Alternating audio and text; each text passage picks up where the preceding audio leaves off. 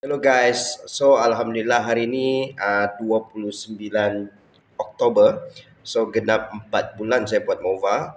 So saya dah collect RM100,000 yang pertama saya di Mova. So apa yang saya nampak Mova ni, dia bukan satu bisnes 1-2 bulan, bukan bisnes trending, okay? Tapi dia satu bisnes evergreen. So apa yang saya nampak dalam bisnes Mova ni, dia satu bisnes yang akan sentiasa on trending. Okay? Sebab apa? Kalau kita nampak kita punya generasi-generasi akan datang, kita punya anak-anak, kita punya adik-adik yang masih kecil, mereka ni adalah pengguna, bakal pengguna Shopee dan TikTok. Okay? So Mova ni akan tidak ada masalah untuk dia akan berkembang dan survive dalam tempoh 10-20 tahun selagi Shopee, TikTok ada. Okay? Dan soon kita akan ada Lazada, insyaAllah dalam bulan November. So guys yang sudah install apps Mova, cuba buka semula apps kamu. Okay? Cuba belanja guna apps Mova. Sebelum check out, pastikan anda Movakan dulu.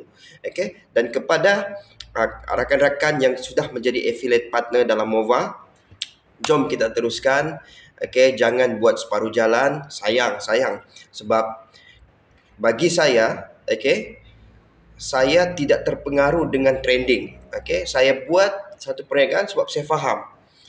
Bagi saya, selagi benda tu bermanfaat kepada orang lain, dan bila kita memberi manfaat kepada orang lain dan kita mendapat pulangan, itu satu sistem perniagaan yang sangat hebat sebenarnya.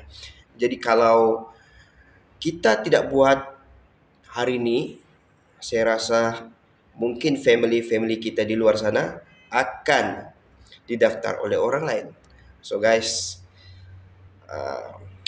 bagi saya bagi diri saya chance 2 tahun untuk buat Mova sungguh-sungguh. Kita akan nampak hasilnya. Sebab apa? Ingat ini.